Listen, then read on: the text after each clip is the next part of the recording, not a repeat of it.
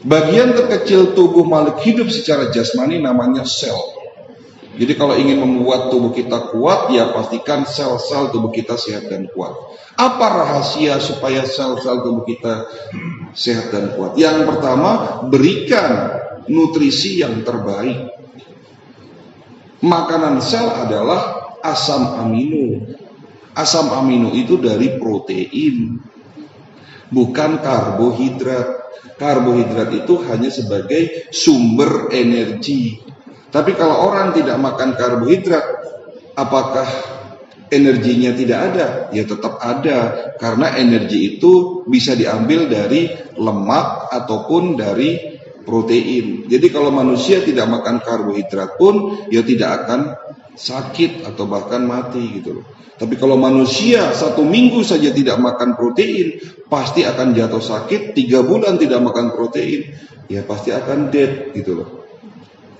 Jadi makanan sel adalah protein. Makanan sel yang kedua adalah oksigen, dan tentunya yang ketiga adalah air. Ya. Jadi syarat sel-sel sehat, berikan nutrisi yang terbaik. Yang kedua, jangan dirusak sel-sel tubuh kita. Apa penyebab sel tubuh kita rusak? Penyebab kerusakan sel adalah radikal bebas. Tolong ini diingat. Sel-sel yang rusak di dalam tubuh kita, ya, tergantung radikal bebas ini merusak mana. Misalnya merusak pankreas.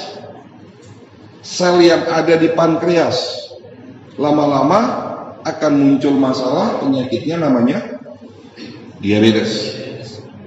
Kalau sel di ginjal rusak, lama-lama gagal ginjal. Kalau sel di pembuluh darah kita rusak sehingga pembuluh darah kita menjadi kaku, tidak elastis lagi, ya, penyakitnya hipertensi. Kalau sel di otak, di saraf otak rusak, Parkinson, stroke, Alzheimer, dan seterusnya.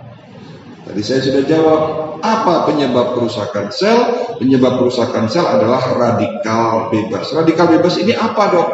Radikal bebas ini bukan makhluk hidup, bukan virus, bukan bakteri, tapi sebuah atom, sebuah molekul, sebuah racun yang bisa dianggap sebagai zat asing berbahaya dalam tubuh kita. Nah, radikal bebas kok bisa ada dalam tubuh kita? Ini apa? Penyebab terbentuknya radikal bebas karena proses yang namanya oksidasi. Oksidasi ini apalagi, Dok? Oksidasi itu contohnya kalau di luar sana besi berkarat, itu adalah sebuah proses oksidasi. Berarti tubuh kita bisa karatan? Iya. Gitu loh.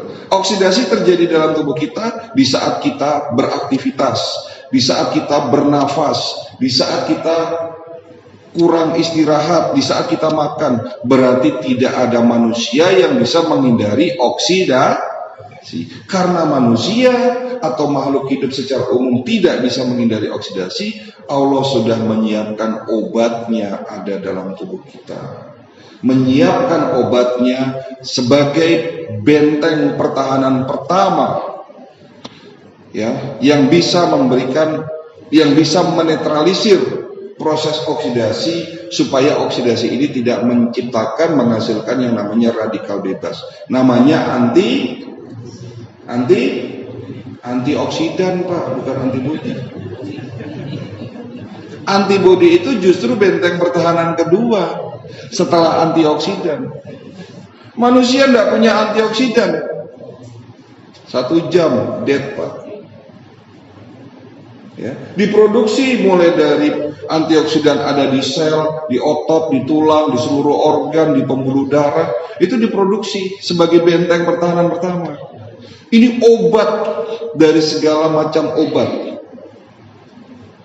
Tapi kalau antara produksi dan proses oksidasi tidak balance, ya, oksidasinya lebih banyak dibandingkan produksinya antioksidan tadi, sehingga terbentuk namanya radikal bebas. Hal-hal apa saja yang dapat menurunkan produksi antioksidan? Yang pertama pastinya karena faktor usia. Usia sudah 40 tahun ke atas, itu produksinya secara fisiologis itu akan menurun. Yang kedua, gaya hidup yang salah inilah yang menyebabkan oksidasi terjadi naik 2, 3, 4 kali lipat. Hal-hal apa saja yang menyebabkan naiknya oksidasi dalam tubuh kita? Satu, kurangnya istirahat, diforsir, bekerja sampai larut malam. Dua, kurang minum air putih. Tiga, makan makanan yang tidak bagus. Maksudnya yang tidak bagus itu contohnya apa? Makanan siap saji, daging olahan, minuman kekinian dengan tingginya kalori dalam minuman tersebut, kadar gula yang tinggi, minyak goreng. Nah, tadi saya tanya, siapa di antara ibu-ibu, bapak-bapak di sini yang dalam waktu 1 minggu tidak makan goreng-gorengan? Tempe bagus, tahu tempe bagus, ikan laut bagus, daging domba, daging kambing, daging sapi bagus. Tapi di saat digoreng, masuk dalam tubuh kita, oksidasi akan naik 2-3 kali lipat. Mie instan, bukan mie-nya yang jahat, tapi bumbu instannya yang berbahaya, juga dapat berpotensi menaikkan oksidasi. Sudah mulai jelas ya Pak? Kenapa kok kita bisa sakit? Apa penyebab sakit? Jawabannya tadi, proses oksidasi yang terlalu tinggi dalam tubuh kita. Apa ciri-ciri mereka yang oksidasinya tinggi dalam tubuhnya? Gampang capek, kena 6L, lesu, lemah, lelah, lunglai, loyo, letoy, napas pendek, sering migrain, ya, kesemutan tidak berhenti-berhenti, baal, ya. Apalagi banyak. Bangun tidur biasanya mulutnya pahit.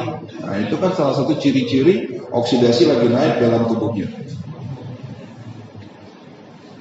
Ya, loh kok ada semua di saya dong.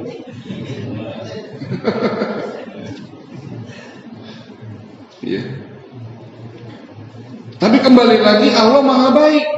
Allah bukan hanya menciptakan antioksidan ada dalam tubuh kita, tapi sudah menyiapkan antioksidan ada dalam makanan kita juga. Di mana antioksidan yang sudah Allah siapkan sebagai obat kita ada di buah dan tanaman herbal.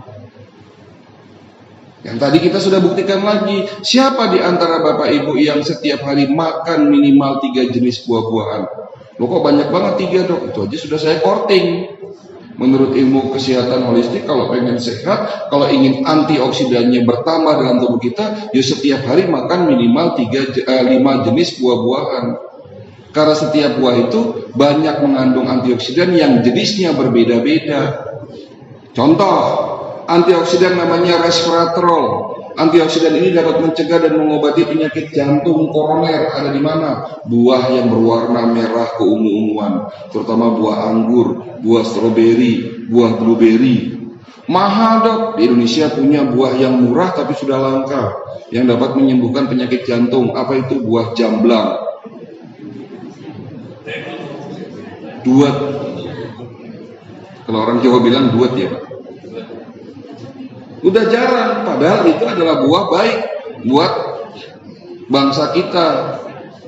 Di mana Allah sudah memberikan anugerah luar biasa terhadap bangsa Indonesia, iklim terbaik, tanah paling subur di dunia, produsen 70% produsen buah terbesar di Indonesia. Tapi masyarakatnya lupa makan buah.